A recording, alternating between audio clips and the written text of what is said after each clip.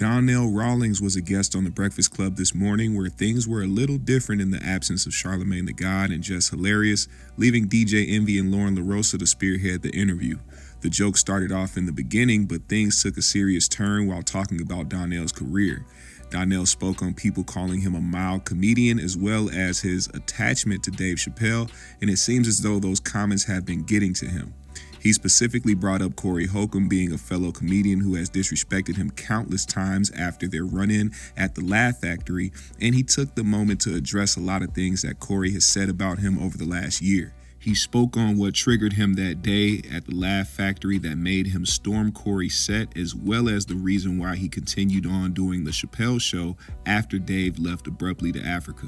He even challenged Corey to what we can assume is a comedy standoff, saying meet him on the stage. He felt very confident that if him and Corey were to do a show together, that he would be the one to get the most laughs and the most praise, while Corey may experience what he did recently in Hampton, Virginia, with folks walking out of the building during his set.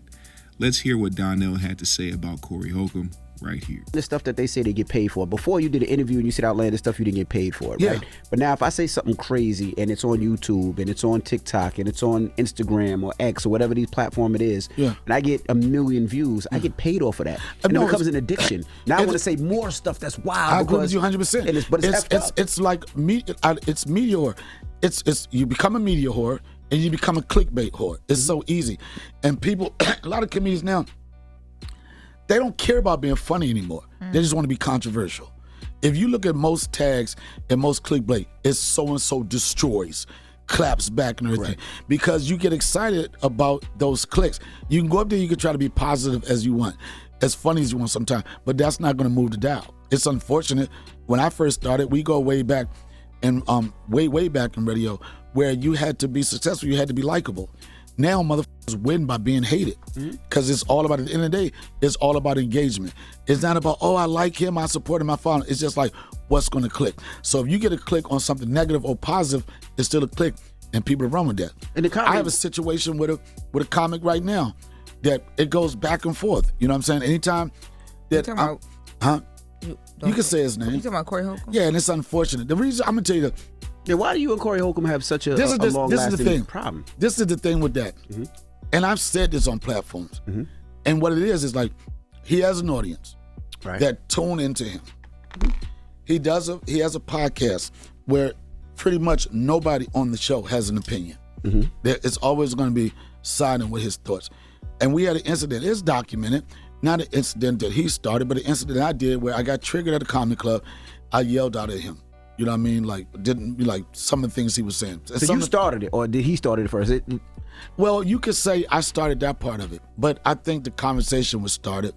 And I do, it's crazy because people are like, oh, you on Dave Chappelle's and all that type of shit. He's one of my closest friends. You know what I'm saying? In Yellow Springs, we live 2 miles away from each other. It's my brother. You know what I mean? We weren't just co-workers. Like, we was at Charlie Murphy's funeral. You know what I'm saying? We've been at weddings. We've been visiting people in the hospital together. Like, y'all friends it's like sense of loyalty there. Right. And everybody wants to fucking paint this picture. Donnell is riding Dave's dick. You know what I'm saying? If it wasn't for Dave and all that. And that gets on my motherfucking nerve.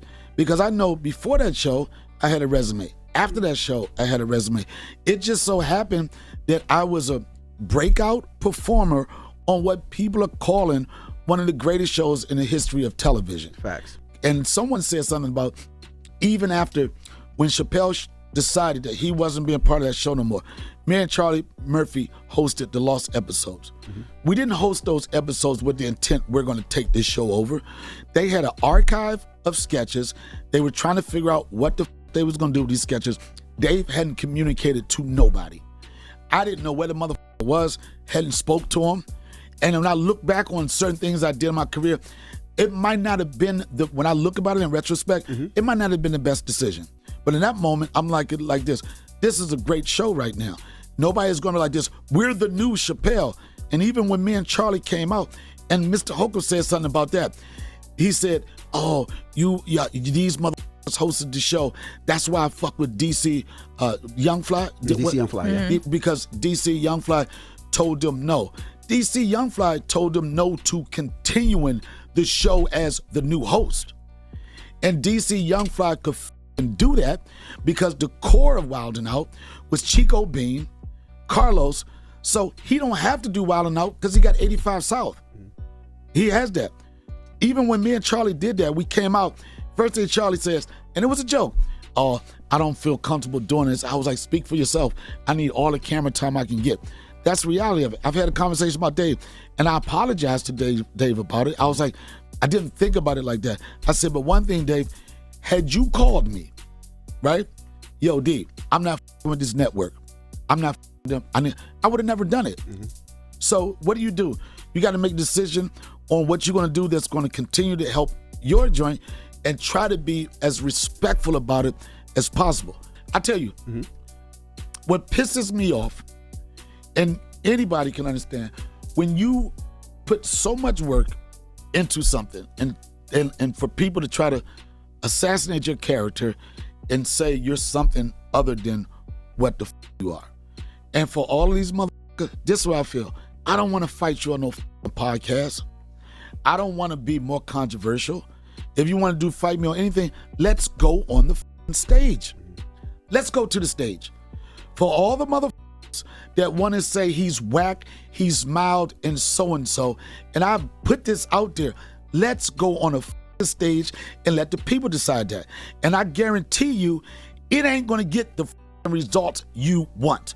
You could tell a motherfucker that motherfucker's whack after 30 plus years performing, not just on the chitlin circuit, 5-6 continents.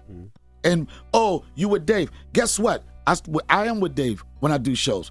I ain't Dave's open. I don't open for nobody. Big dogs, Kevin Hart, Chris Rock, Dave.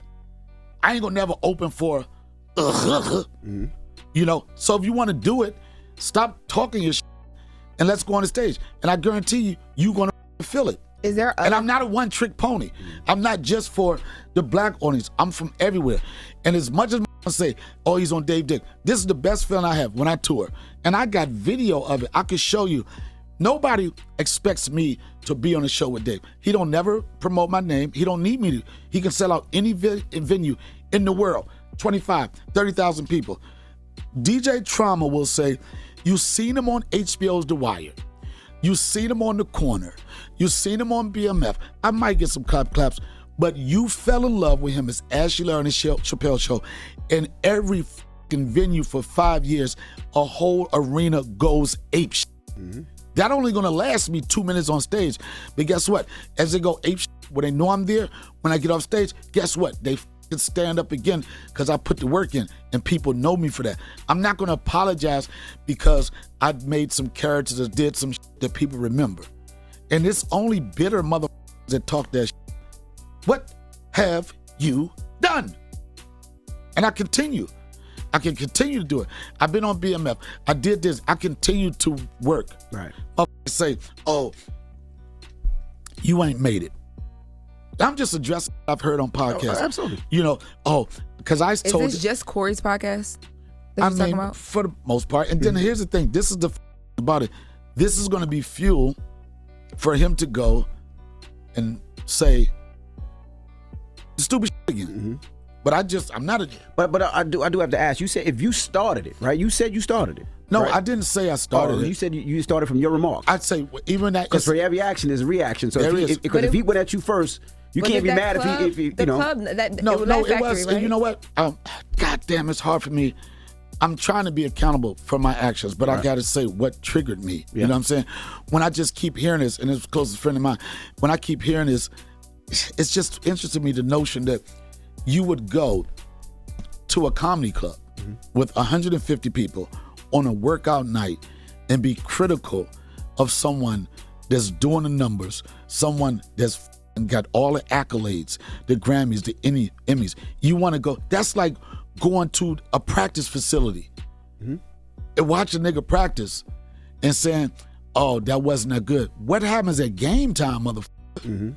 For you to even put it out in the universe that somebody is booty or boo-boo or whatever in the practice facility, go to an arena, go to a theater, go to not just at a certain point, guess what? You ain't gonna be the funniest mother. I think now Dave has done it so long, so much, people don't really even look at him just to be hardy, hard. Mm-hmm. They look at him for his perspective. They're looking for his point of view, his thoughts. It's bigger than that. He's turned into that Dick Gregory, you know what I'm saying? Where it like, I don't want to say activist, but it's more than just the laughter. Perspective on things, absolutely. You know what I'm saying? So that's why I did took offense to that. And I said, even when that incident happened, I said, you know what? I probably broke the unwritten rule. You're not supposed to yell out at a comedian when he's on stage. For that, I'm guilty. So he was taking a shot at Dave, and you like, Dave's my brother, I'm a ride for my brother. Now, what do you guys think about what Donnell had to say about Corey on the Breakfast Club? Let me know in the comment section below. Leave a like and subscribe to the GMS show. I'll see y'all later.